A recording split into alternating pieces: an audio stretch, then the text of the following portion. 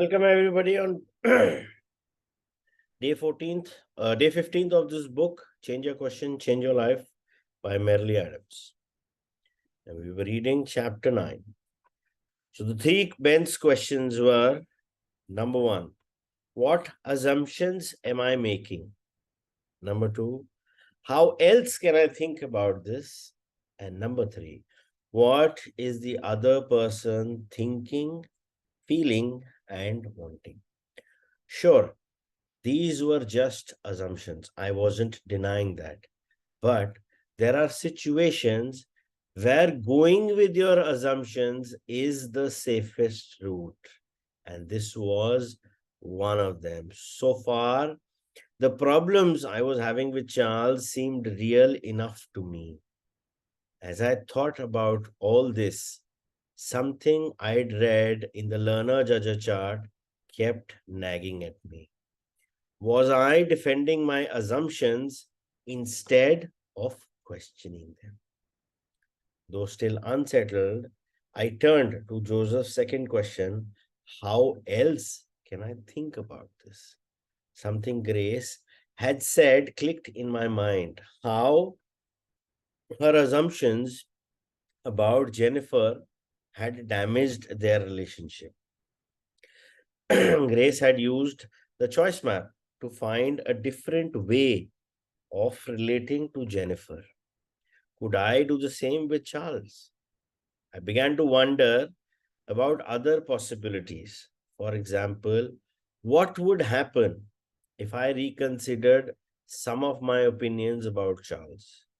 What if I tried on the assumption that his questions weren't aimed at making me look bad? What if he just wanted to make sure we'd covered all our bases? When I remembered Joseph telling me about winning teams and their balance between inquiry and advocacy.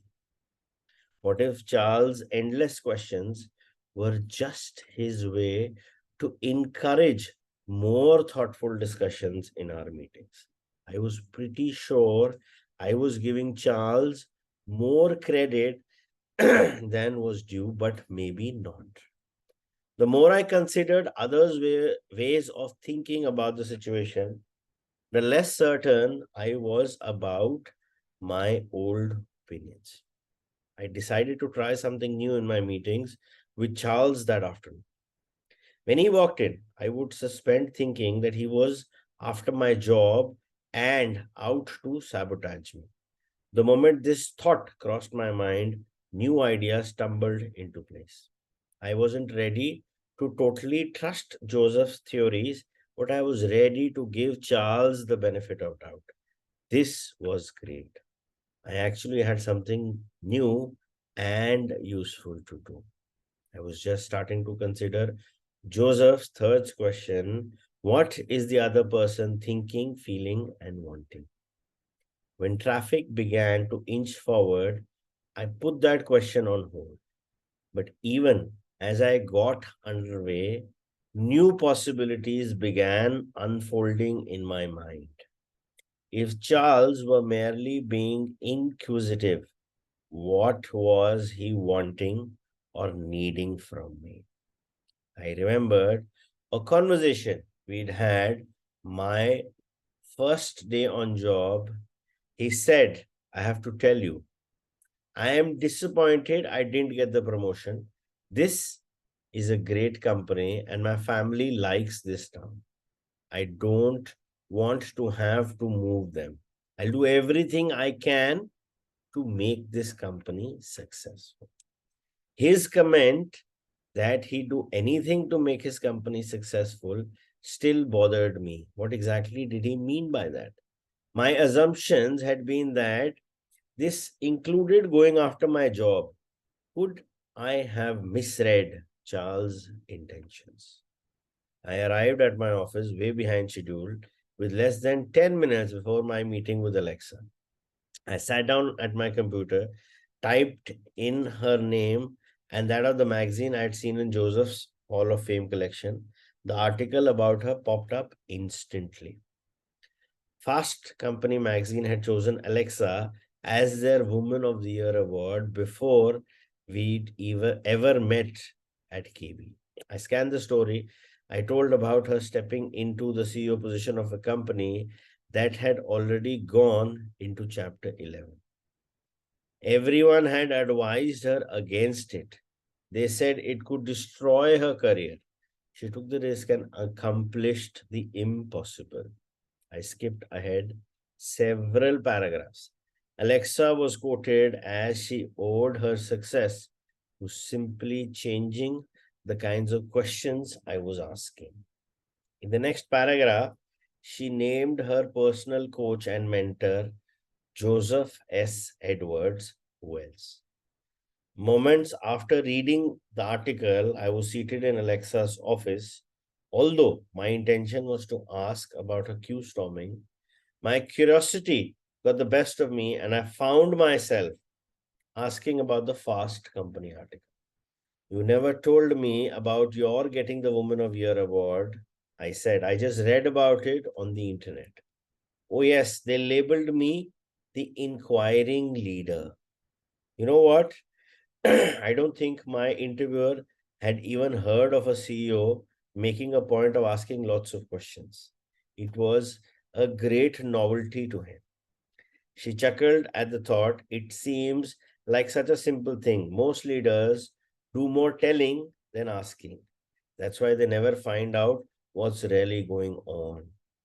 All too often, they base their decisions about strategic decision, direction, and even about their own people on insufficient or inaccurate information. They make assumptions instead, I added, which they never test. Exactly, well, that just never made any sense to me. I had heard Joseph's teachings in her words, but what she said was obviously authentic to her. So, what's important now is to be clear. Having all the answers is not going to serve any purpose. But asking the right questions is going to help you create leaders in life, is going to help you develop that inquisitive inquiry person, to become that inquisitive inquiry person where you will be able to ask the right set of questions or the most appropriate set of questions in order to move your way or pave your way in this journey of life on planet Earth. Answers अपने आप आएंगे, but जब तक हम appropriate questions पे नहीं जाएंगे, we will not be able to grow in life, growth in life, and grow others around you. You know, one of the most successful qualities of all leaders which you come across is they have always concentrated on everybody's growth along with their growth. You know, a good successful leader will never try to put somebody down and grow himself. He will always and always look for options to grow everybody around him because he believes, which is very rare, okay, is in the concept of that there is abundance for all. And I will get my share, and I will make sure that others around me also get that share जो उनकी किस्मत का है. And it's a very big thing to actually be able to live on those terms, because what we are taught right now is everything is competition, and we are all the time just juggling with the competition. उसने ऐसे कर दिया मैं ऐसे करता हूँ, उसने ऐसे कर दिया मैं ऐसे, and it's all coming from that premise of comparison and that premise of lack. But true leaders have always had that option of asking the appropriate question to grow everybody together and always believing that there is abundance for all, because that is the reality. If there is abundance out there, you have full access to it, unless or until you do not close your own doors. Because when you close your own door, it's a situation where you are sitting in the room and there is sunlight outside, which signifies abundance. But you put your curtains on and then say, where is the sunlight? But that does not make you right by saying there is no sunlight. And that does not make you say wrong also, because there is no sunlight in your room. But till the time you do not get that awareness of opening your curtains, till the time you do not get awareness of opening your doors for prosperity, opening your doors for abundance, you will not be able to cherish that true bliss state of joy and abundance. Because it's there, it's available to all. And abundance does not have an opinion कि मैंने इसके पास जाना है, इसके पास नहीं जाना. So start asking appropriate questions. Have this thought process of abundance and step aside. Leave competition to a stage where it stays healthy. Okay? But always believe there is abundance for all. And who are with you, the more you ask the appropriate question, the more they will be able to grow in and around you and contribute towards your success as well. Joseph and I have been discussing learner and judger mindsets at the choice map, I said. He told me, I'm not the only person in this room who ever ran into problems with judger. I checked to make sure she didn't mind my saying that. She was smiling, so I continued. He suggested you might share some of your own judger challenges with your old company. What were some of the judger questions you started out with? You know, in introspect, it seems so simple, I almost laugh. The kinds of questions I'd been asking were all along the order of who's to blame for the mess we are in.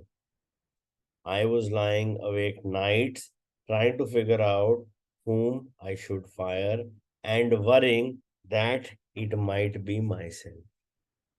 Then, one day working with Joseph, I started coming up with new questions. I think the first one was, how can we avoid making so many mistakes?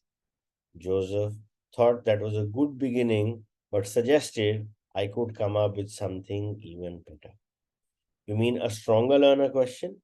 Exactly, Alexa said.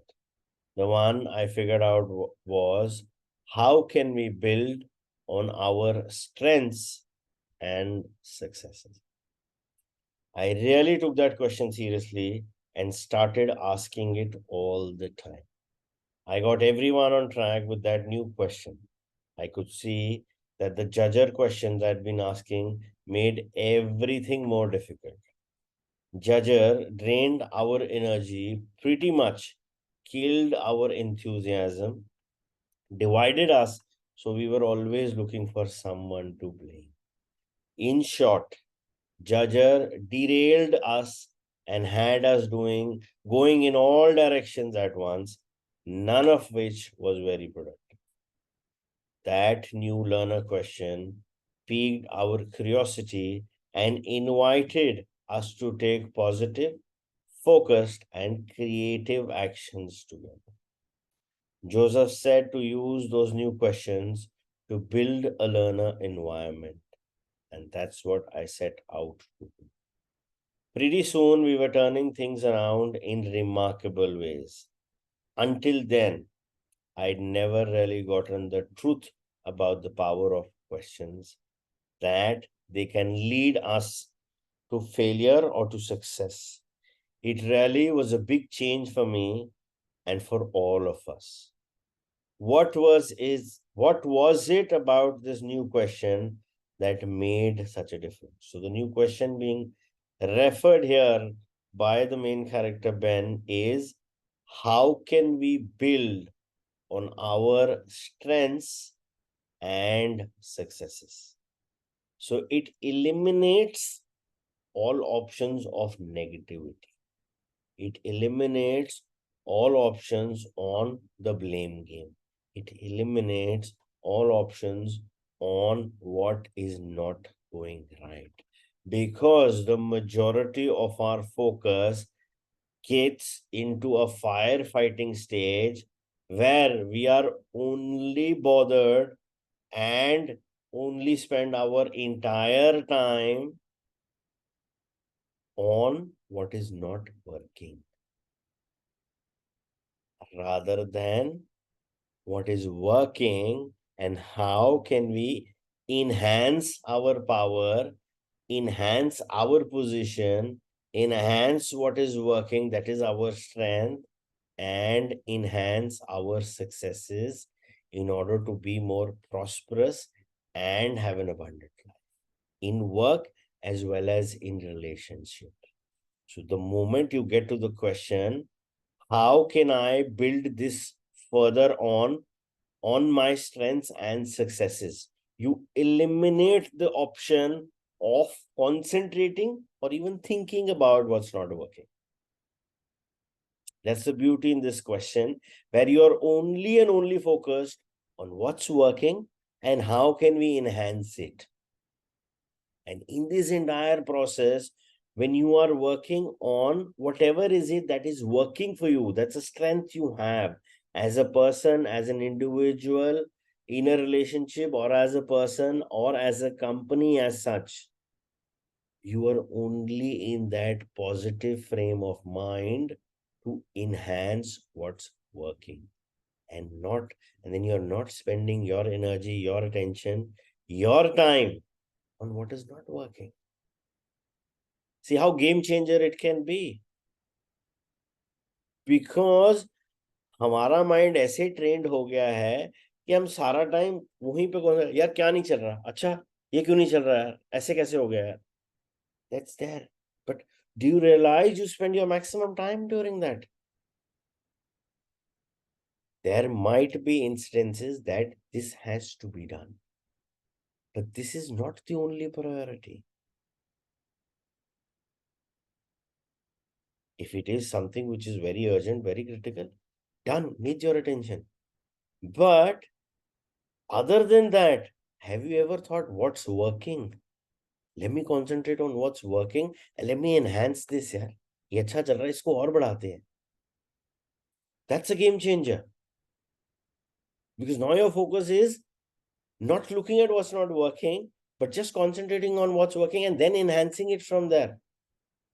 So whatever are my strengths, I'm just working on enhancing my strengths. So it's very important to know yourself as a person. Very important to know your strengths as a person in terms of a personal life and in terms of a professional life. So always, if you don't have access to, but go for a SWOT analysis of your own self, where you know what your strengths are, where you know what your weaknesses are, where you know what are your opportunities for whatever is it that you're looking for, and you're also aware of what are the threats. So that SWOT for your personal life is very important. There are numerous ways of getting it done. I mean, you can get in touch with us also. We also do that in a different space. But yes, it is important for you to know what your strengths are and where is it that you need to concentrate rather than focusing your energies everywhere else and just thinking about what's not working.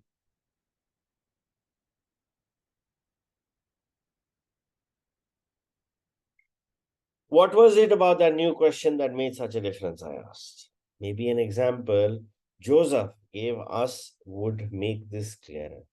It had to do with a study that was done with two comparable bowling teams. Team A was coached with an emphasis on preventing mistakes when they bowled. Day after day, they reviewed videos that focused on their errors. Those mistakes got grooved in their brains. By contrast, Team B was coached with an emphasis on building on their own successes. Day after day, they reviewed videos that focused on their most successful moves. So Team B's success got grooved in their brain. To put it simply, Team A focused on what was wrong, Team B focused on what was right. I'm sure you can guess which team had the greatest improvement in their total scores. The one that built on their successes, of course. That's absolutely right, Alexa said. In fact, by the end, the difference in these teams' performance was astounding. As I recall, Team A actually had a slight reduction in their accomplishment. Team B improved by nearly 30%. That's all it took to convince me of the power of asking the right kind of questions. I applied those same principles to our floundering company, and that's when dramatic changes began to occur. Not only did our productivity increase, but coming to work was more enjoyable, even fun. Creativity and mood were boosted. There were higher energy throughout the company. The whole place began operating on learner principles and shifting to learner questions. The way that learner begets learner, and it all happened in months instead of years. I guess you just read the rest of the story. Alexa paused and she recalled that time of her life. What could be more natural or obvious, she continued, than to simply ask, how else can you get a complete picture of what's going on? How else can you get people contributing so enthusiastically? Could we ever discover or learn or create anything new without being curious first? Curiosity is one of our greater assets. I'm sure Joseph has emphasized this to you. Curiosity is the fast track to learner. It's high test fuel for change and progress. Curiosity is the fast track to learn. Before getting on to this line and the details on this, there is one thing I wanted to add on what we were talking about. And when you shared this example of team A and team B, because team A was concentrating on their mistakes and team B was concentrating on their strengths or their successes or their good moves. Law of attraction is a very powerful line which says whatever you focus on, whatever you give your energies to, whatever you give your attention to, grows in your life. So if you're concentrating on what's not working, you're giving your energies there, you're giving your attention, your concentration there, that is what is going to grow. But if, on the other hand, you're concentrating on and giving your energies to what is working for you, what is your strength, you will now be building more upon that, because that's what you are now going to be attracting is more success. So this law of this law of attraction principle actually works in this situation, which clearly says wherever you put your energy and attention to, that grows. So if you put your energy and attention on your weaknesses, they will grow.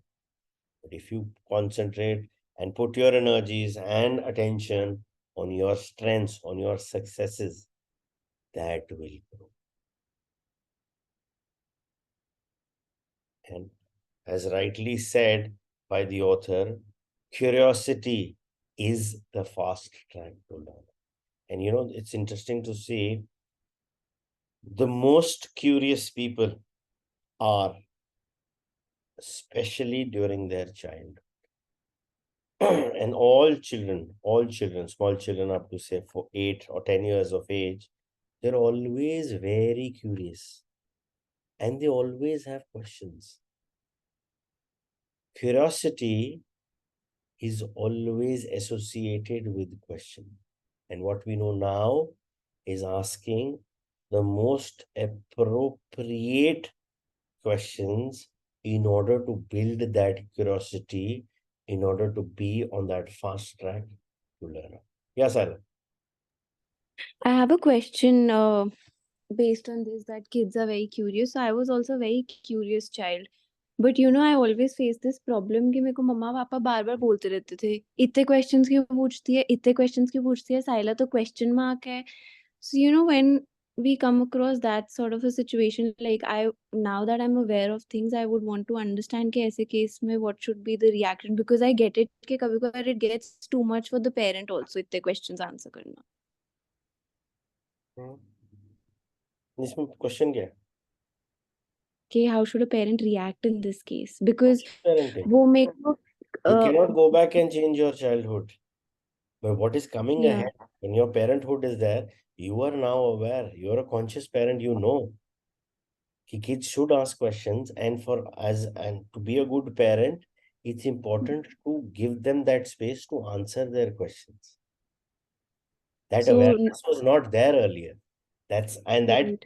that reaction is a part of our conditioning. Our Yeah. programming is now based on that.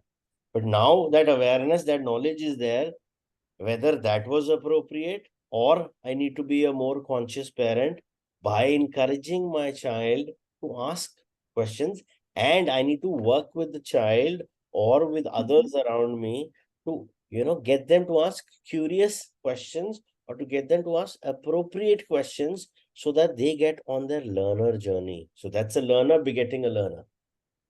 Got it. Got it. Thank you.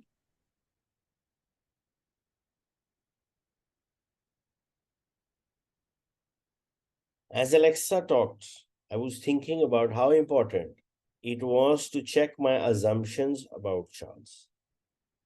Were my judger questions blinding me for seeing something important about him?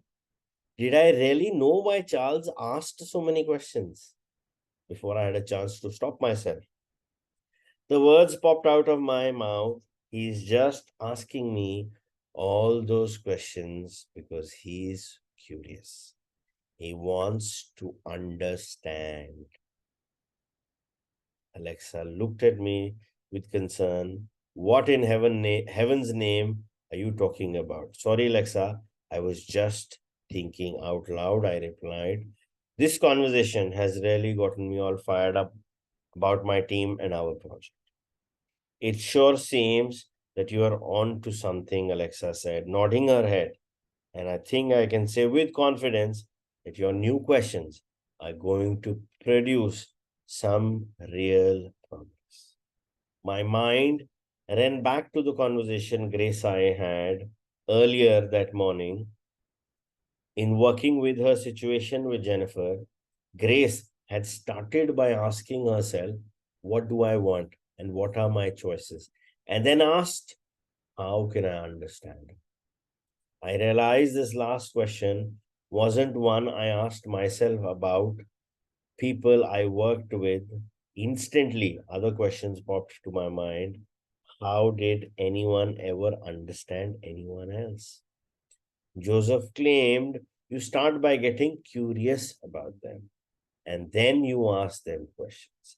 This is exactly what Grace had done with Jennifer. What did I really understand about Charles? I began to feel my curiosity growing and realized I was naturally coming up with new questions about him.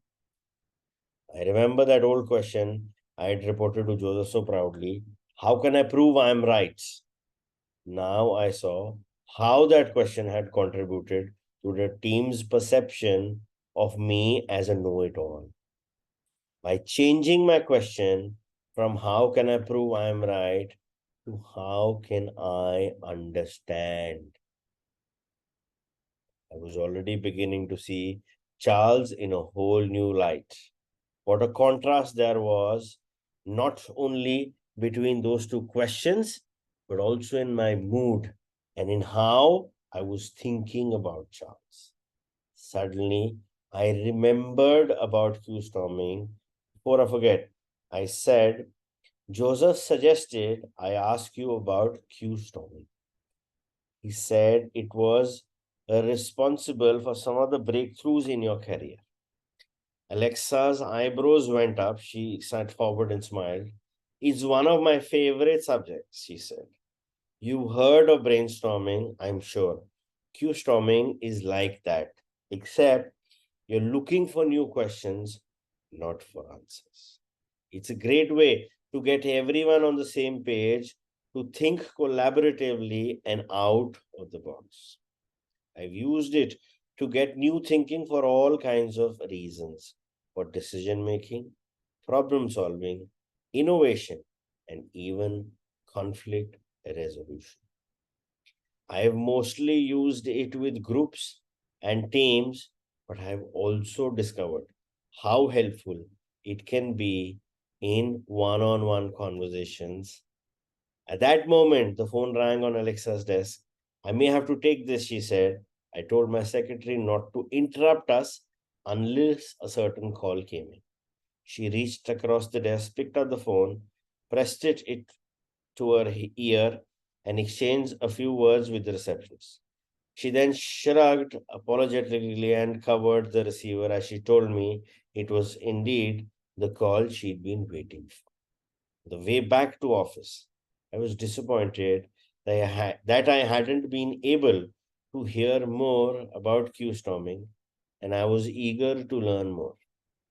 Alexa seemed like living proof that there really was some magic in Joseph's theories.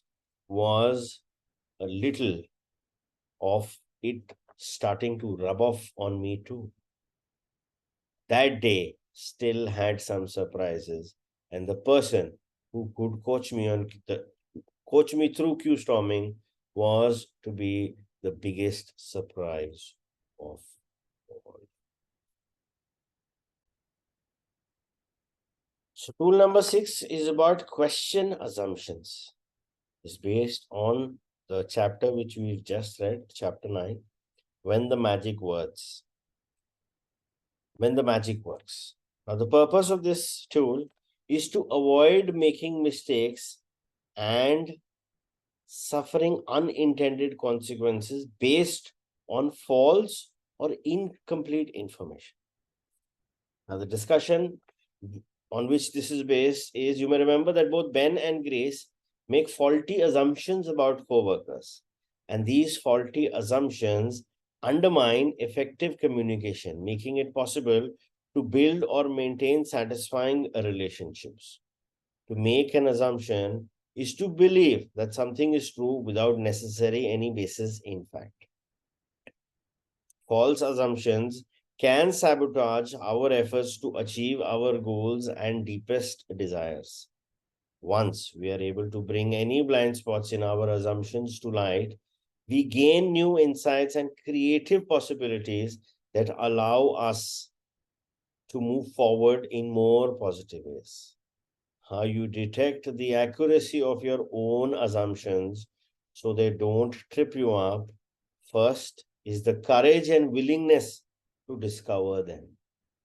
The habit of asking skillful questions, both of ourselves and others, is our best tool for uncovering blind spots and moving beyond them to discover valuable new information, perspectives, and possibilities.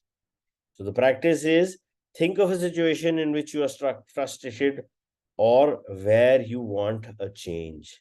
Use the following list of assumption busting questions to help you take a disciplined approach to unearth any false or faulty assumptions that might be blocking your success. For best results, Consider each question thoroughly and write down your responses. Often, the act of writing stimulates deeper reflection and discoveries. Number one, what assumptions am I making about myself? Number two, what assumptions am I making about others? Number three, what am I assuming from the past that may not be true now? Number four, what am I assuming about available resources?